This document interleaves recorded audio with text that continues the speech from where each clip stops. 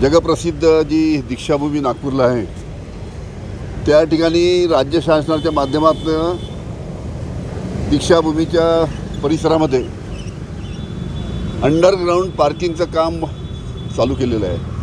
आणि पार्किंगचं काम काही लहान नाही, पूर्ण एका मैदानाच्या एका टोकापासून तर दुसऱ्या टोकापर्यंत अतिशय मोठं काम पार्किंगचं या ठिकाणी चालू केलेलं आहे। आणि हे काम या परिसरामध्ये होऊ नये अशी सगळ्यांची मागणी आहे।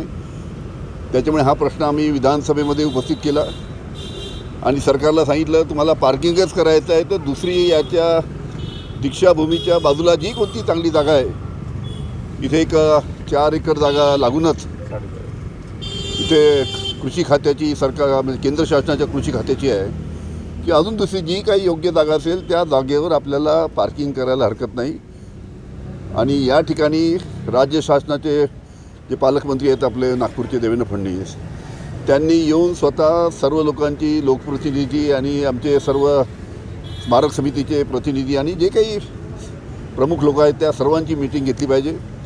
मीटिंग घेऊन त्यांच्या सूचना ऐकून घेतल्या पाहिजे आणि त्या सूचना ऐकून राज्य शासनाने त्या पद्धतीची पावलं उचलली पाहिजे। आणि जोपर्यंत हे करणार नाही तोपर्यंत हे काम आम्ही चालू होऊ देणार नाही अशा पद्धतीची सुद्धा आम्ही विधानसभेत सांगितलं। म्हणून लवकरात लवकर देवेंद्र फडणवीस यांनी इथे येऊन जनतेच्या भावना समजून घेतल्या पाहिजे।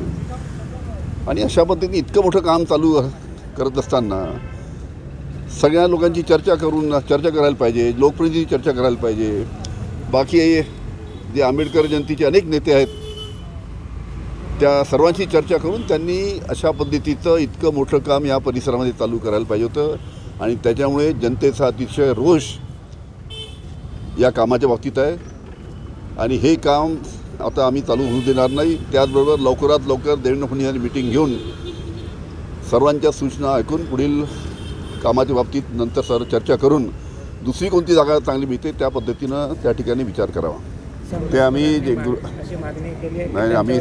गृहमंत्र्यांना सांगू की एका चांगल्या कामासाठी या सर्व जनतेनी या लोकांनी आवाज उठवला, त्याच्यामुळे अशा पद्धतीनं त्यांना अटक तर करण्याचा प्रश्नच नाही, अटक केली तर अजून आंदोलन होईल, पण त्यांच्यावर कोणत्याही पद्धतीचे गुन्हे दाखल करण्यात येऊ नये अशा पद्धतीचे सुद्धा आम्ही विधानसभेने सांगितलं आहे। आणि परत सोमवारपासून अधिवेशन आहे त्यामध्ये सुद्धा हा प्रश्न उपस्थित करू। निधीचा प्रश्न नाही, 40 नाही 80 कोटी सरकारकडनं घेऊ, फक्त जागा बदलून दिली पाहिजे एवढी सर्वांची मागणी आहे। महाराष्ट्रातील ताज्या बातम्यांसाठी बघत रहा टाइम्स टुडे 18 सोबतच शेअर करा, सबस्क्राइब करा आणि बेल आयकॉन प्रेस करा।